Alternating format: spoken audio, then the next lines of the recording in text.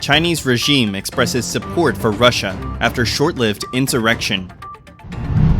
China retreats from its Southeast Asia backyard. What problem do the more dead than alive photos circulating in China reflect?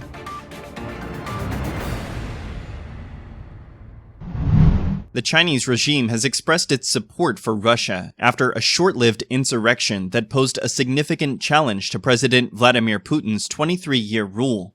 Putin, regarded as a close partner of Chinese leader Xi Jinping, received backing from the Chinese regime as Moscow avoided the armed rebellion that substantially threatened his power.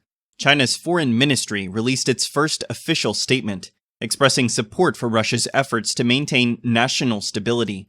The comment came a day after Wagner mercenary fighters, led by warlord Yevgeny Prigozhin, abandoned their advance towards Moscow, effectively ending the rebellion. A spokesperson for the Chinese Foreign Ministry made a statement on Sunday night, June 25th, saying, "This is Russia's internal affair." The spokesperson added, "As Russia's friendly neighbor and comprehensive strategic partner of coordination for the new era, China supports Russia in maintaining national stability and achieving development and prosperity." In the wake of the aborted mutiny, Russia's Deputy Foreign Minister Andrei Rudenko engaged in discussions in Beijing on Sunday, primarily focused on international matters. China's Vice Foreign Minister Ma Jiaoshu also met with Rudenko, emphasizing the commitment to safeguarding the common interests of both nations, amid a complex and grim international environment. During the meeting, Ma conveyed that the mutual political trust and cooperation between China and Russia had continuously strengthened under the leadership of Xi and Putin. The exact timing of Rudenko's visit to Beijing, and whether it was in response to the rebellion, remains unclear. Chinese state media covered the weekend's events in Russia, with People's Daily and CCTV featuring news stories. CCP's mouthpiece, The Global Times, also published an article by former editor-in-chief Hu Xijin, analyzing potential scenarios arising from the uprising, including the possibility of a regime change. Xi Jinping visited Moscow in March, underscoring the strong relationship between the Chinese and Russian leaders. The mutiny ended on Saturday, June 24th, through an agreement that dropped Prigozhin and his mercenaries from criminal charges. In exchange, he withdrew his fighters to their base and relocated to Belarus. A recent report by the Sydney-based Lowy Institute found that China has surrendered its position as the largest single provider of development finance in Southeast Asia in the wake of the COVID pandemic.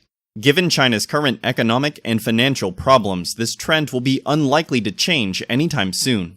The Lowy Institute has published the Southeast Asia Aid Map that tracks financing for over 100,000 development projects funded by nearly 100 countries and international organizations between 2015 and 2021.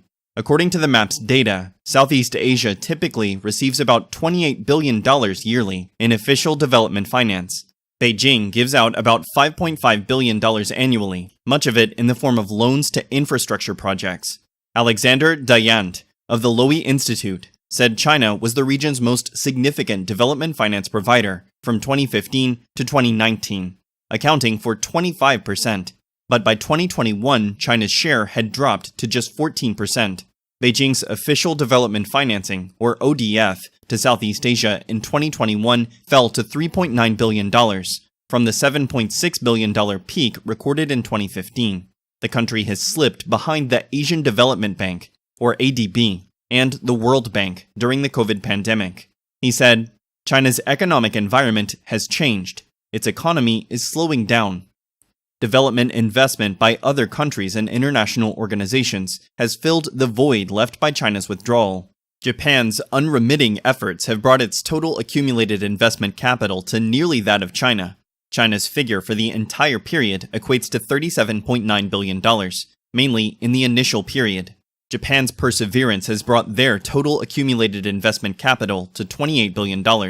South Korea has more than $20 billion in accrued investment capital. Germany, the US, Australia, and France, in that order, accounted for a large portion of the total investment, with amounts between $8.5 and $5.4 billion. Beijing's major turning point does not necessarily reflect a shift in its foreign priorities towards Southeast Asian countries. That is understandable because these countries are geographically close to China and are essential to China's trade and defense routes. Nor will these countries likely turn their backs on Chinese money, although some have shown reluctance to join Beijing's Belt and Road Initiative. Instead, China's retreat again reflects China's pressing economic and financial problems, making the situation unlikely to be reversed. And while Xi Jinping and his colleagues in Beijing still dream of global domination, in reality they are faced with a harsh truth: China is retreating from its backyard. Dayan said Beijing has also encountered setbacks in several infrastructure megaprojects in Southeast Asia, including the East Coast Rail Link in Malaysia and the delay-plagued Jakarta-Bandung high-speed railway in Indonesia.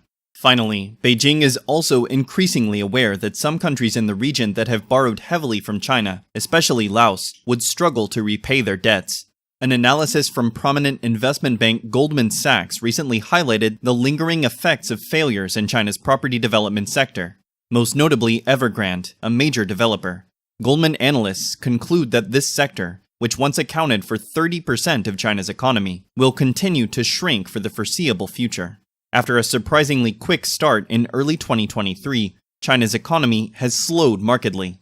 China's exports were about 7.5% lower in May than the previous year.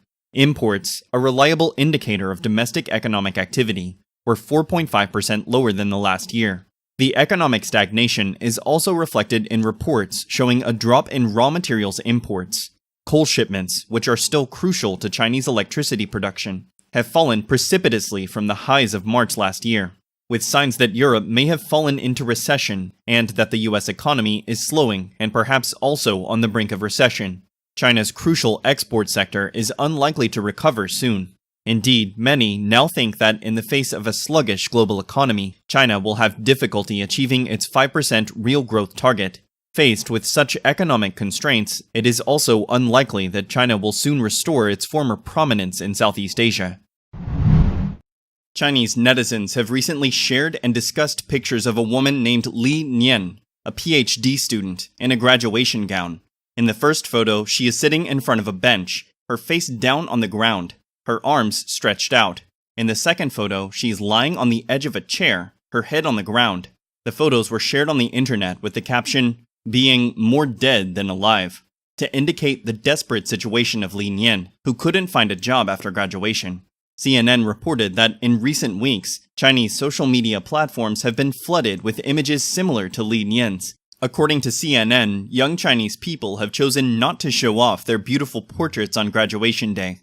Instead, they have chosen to reflect the disturbing reality they face more realistically. 11.6 million college students in China will enter the job market this summer, but what awaits them is unprecedentedly dire circumstances. China's urban youth unemployment rate hit a record high of 20.8% in May. Li Nian wrote on the Chinese app Xiaohongshu, "This master's degree is finally finished," alongside a photo of herself sprawled on the ground dejectedly. In another photo, she acted out by throwing her thesis in the recycling bin. Commenting on the girl's sharing, one person wrote, "Great post. It perfectly reflects the mental state of graduate students."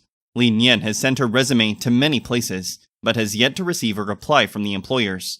Li said she once attended a job fair at her school and witnessed recruiters throw a thick pile of resumes into the trash when they wrapped up, because they are not short of people. The sharp increase in unemployment in China is attributed to the fact that the CCP had imposed its zero-COVID policy based on lockdowns across the country for a long time.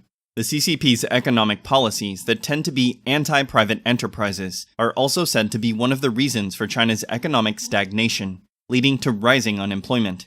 CNN commented that China's youth unemployment problem had deepened a pain that China's regime has not been able to heal: population aging.